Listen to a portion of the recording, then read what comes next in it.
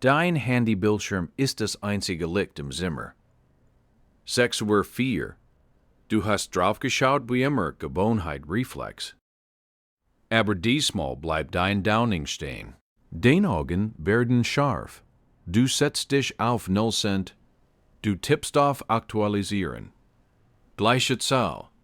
Nochmal. Gleiche Zahl. Das Handy interessiert sich nicht dafür.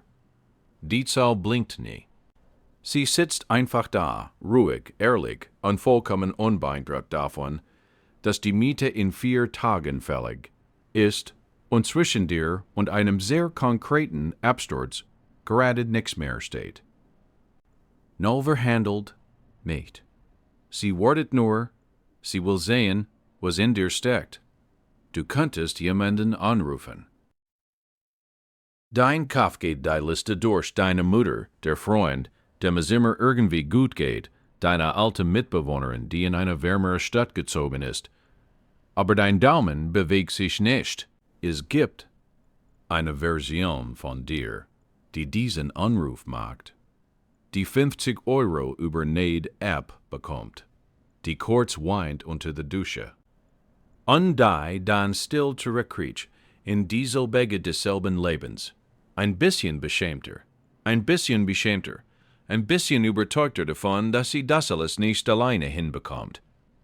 Du kennst diese Version. Du warst diese Version.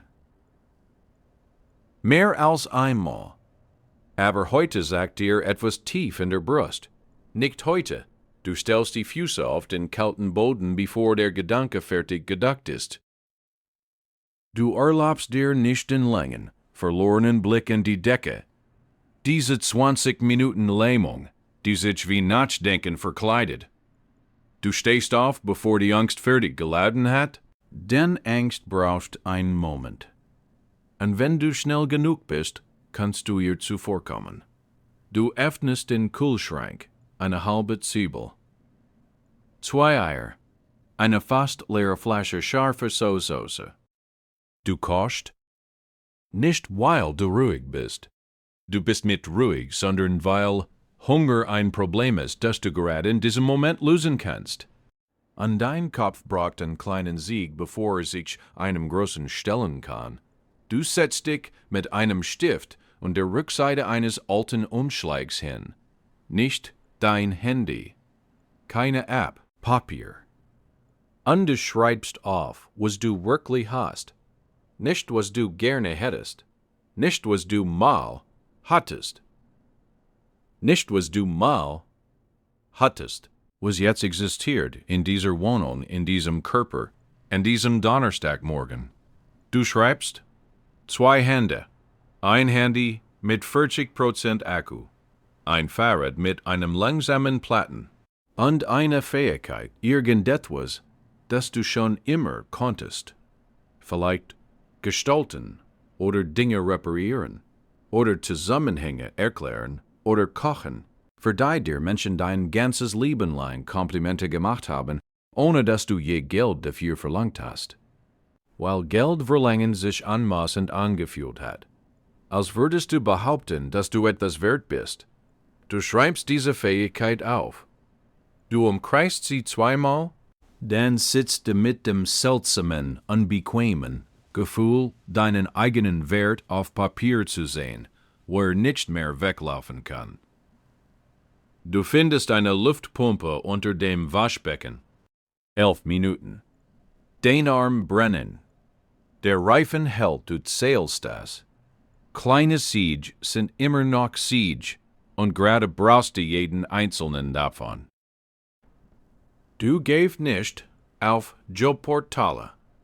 Du aktualisierst deinen Lebenslauf nicht.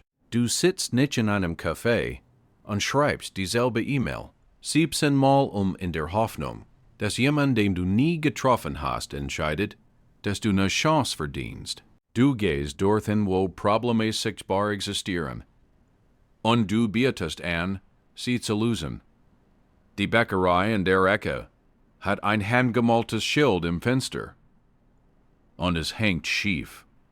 Du gehst rein. Du sagst der Inhaberin. Eine Frau namens Rita, die nach Kardamom riecht und seit Wochen nicht gut geschlafen hat. Dass du es gerade rückst und ihr ein sauberes, gedrucktes Schild machst. Für 20 €. Sie schaut dich und als, wirst du von einem anderen Stern? Dann sag sie ja. 20 €. Der erste Lichtstreifen unter einer sehr schweren Tour. Du machst weiter. Die Dringlichkeit schärft dich. Du spielst keine Rolle für ein Publikum.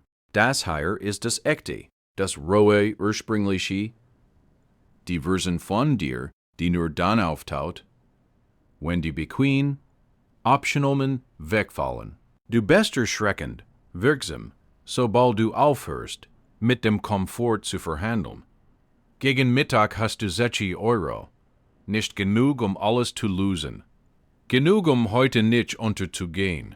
Du kaufst dir etwas zu essen mit Geld, das du selbst verdient hast. Und es schmeckt nach etwas, das kein Kontostand der Welt abbilden kann. Es schmeckt nach Beweis. Später Nachmittag. Die Stadt hat ein bisschen an dir gezerrt. Du sitzt auf einer Bank an einem Brunnen, den die Stadt aus Budgetgründen abgestellt hat. Und ein älterer Mann setzt sich neben dich. Guter Mantel. Die Art, die Jahrzehnte hält. Sagt eine Weile nix. Dann fragt was du hier draußen machst, mit Farbe in den Händen und diesem bestimmten Blick im Gesicht. Nicht die ganze Geschichte, den nützlichen Teil. Den Teil, wo du mit nix aufgewacht bist und trotzdem entschieden hast, nützlich zu sein. Ist lang still, dann sagt ich habe meine erste Firma in derselben Woche gegründet, in der ich die Wohnung verloren habe.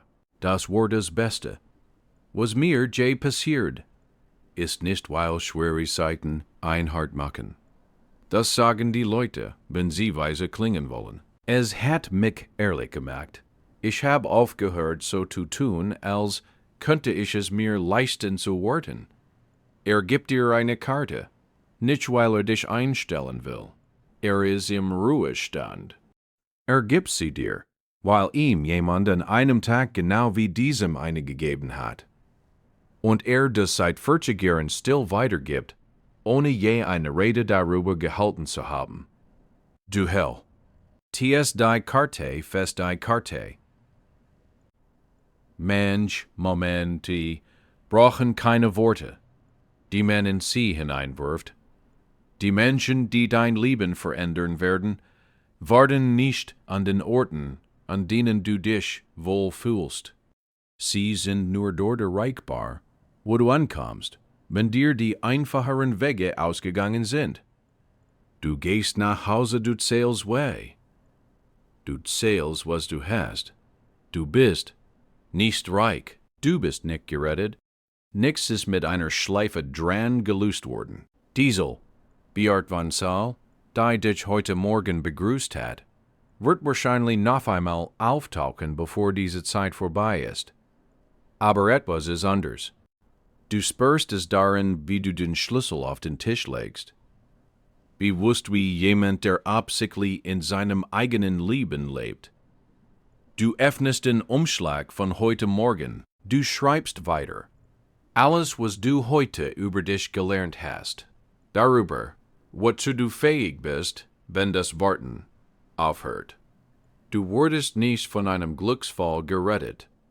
Dich hat kein Zufall gefunden. Du hast dich selbst gerettet langsam, unvollkommen, 60 € auf einmal.